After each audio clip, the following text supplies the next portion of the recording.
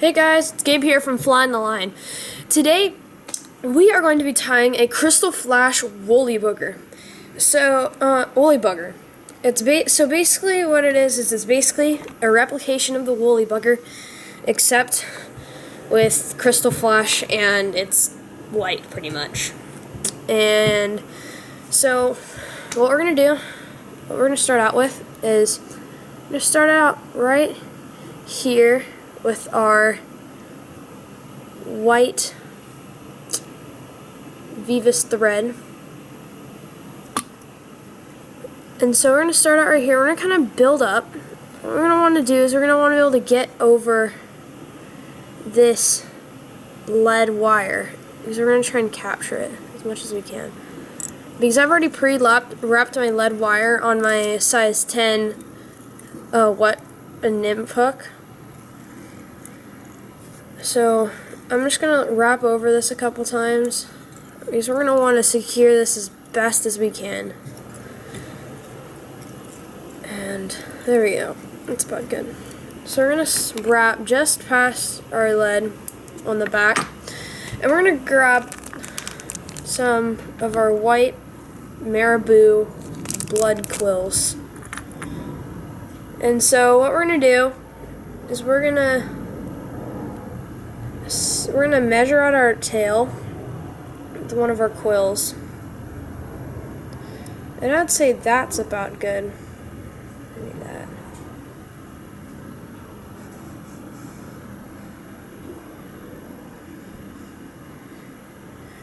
It's about good. And so I'll do a video on using blunt Marabou quill tails. It's just the same thing. You can make your blunt Marabou quill tails by making woolly buggers. I'll show you how to do that in one of my later videos. But so basically, I'm going to tie that in. And so we're going to pull this up, hold it up with your fingers. We're going to take our scissors and we're going to go like that. Now, we're just going to tie in that as tight as we can. Kind of capture that. The nice thing about wet flies, I love about wet flies, is you can just wrap like crazy to make it super secure, and I love things to be secure and sure. So that's our tail's going to be like that. It's nice and long. This white Marabou blood quills I got are really pretty. I love them. Okay, next we are going to grab some gold wire. It's the same stuff I used in my last video. I'm going to grab about quite a bit. And it's about, I'd say,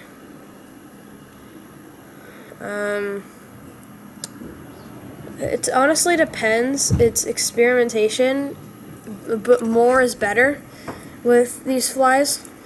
So what we're going to do is we're going to wrap these in. And my dad's here. You saw him in my last video. And so we're going to tie in this gold wire. And we're going to take it and we're going to wrap it around like the end of our vise so it just kind of stays there. Or you can get one of these little springs that usually come with most vices, and you wrap it around and you can like hook in your wire there. But I prefer wrapping it around like the end of my vise. So next what we're going to do is we're going to hold everything back. Then we're going to grab our chenille. It is Caddis Chenille Large Pearl.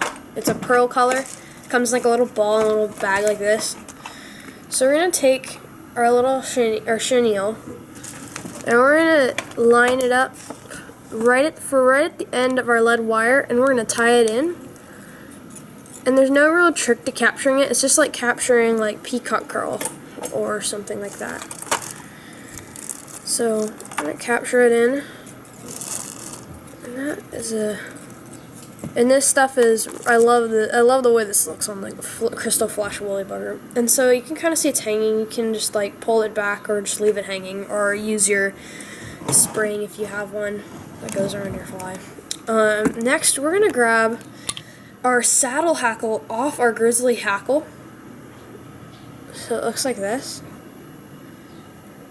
And so we're gonna grab it. I already trimmed my barbels off, but so you see we'll lay it on the shank of our hook.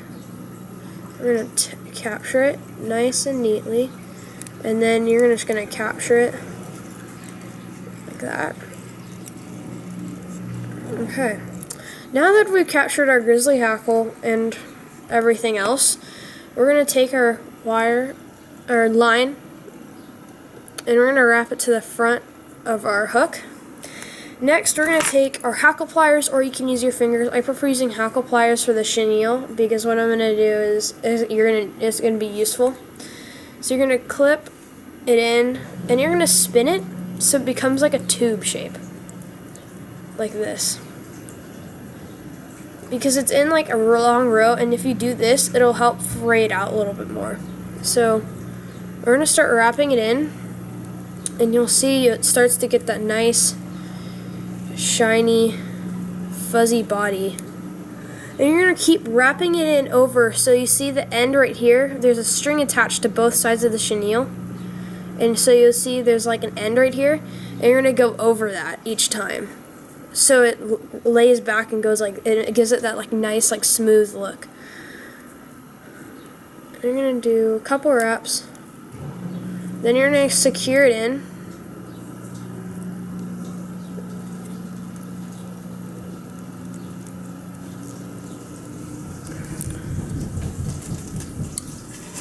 So you're gonna secure it in nice and tight.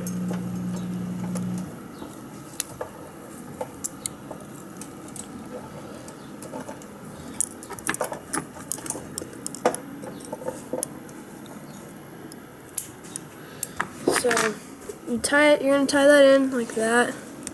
You need a couple wraps just to kind of just for sure secure it, because of stuff. And then you're gonna kind of trim out all these little fibers in the front like that.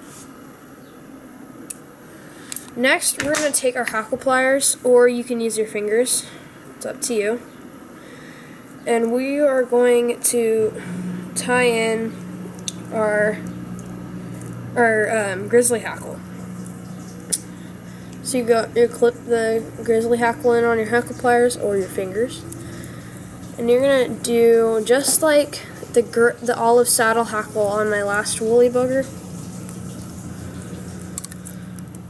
So you're gonna wrap it in, nice and evenly spaced as best as you can. So about to there.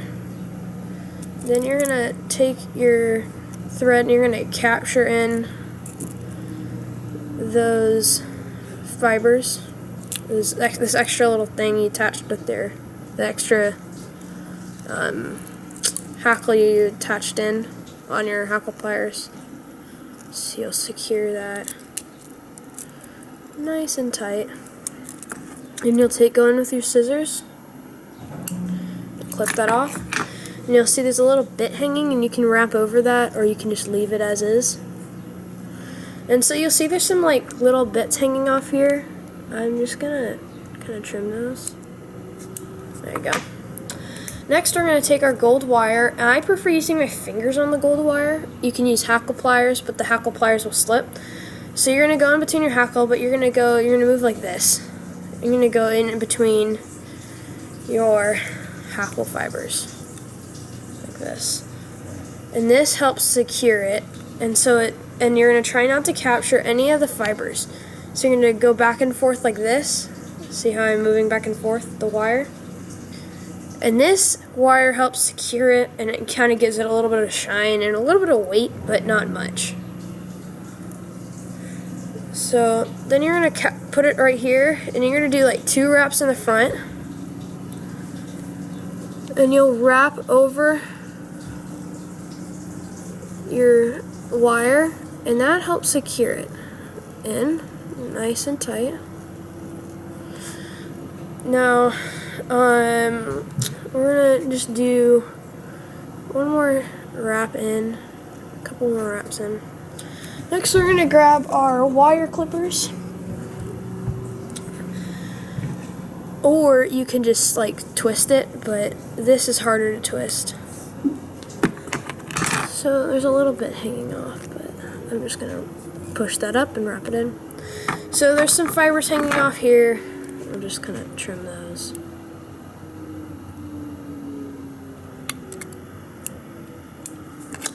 Next, we're gonna grab our whip finisher tool, and we're gonna do, actually, there's enough room.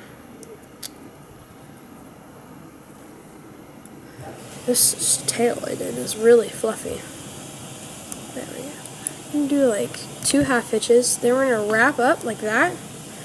Then we're gonna do our whip finish.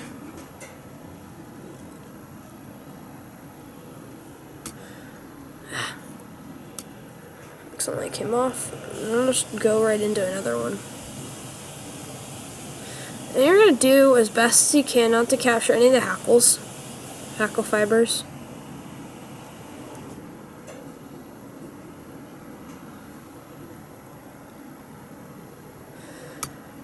Pop that off. And then you'll just clip that. Then you're going to grab your Sally Hansen, hard as nails, and you're going to dip your bobbin in, give it a nice big drop. You'll layer that on the end of your woolly bugger. I love the woolly bugger because it's great for lakes. It's one of the main things I use it in. I've never really used it in streams, but in lakes it's the best to use. Next, we're gonna grab like a paper towel or something, and you'll wipe off your bobbin and close your Sally Hansen. And so you'll wipe off your bobbin, nice and clean. And that is how to tie a Crystal Flash woolly bugger. I really like this because it's shiny, flashy. It'll get the fish's attention. The nice thing about this woolly bugger too is you can do a blunt tail like this too. So thank you guys so much for watching.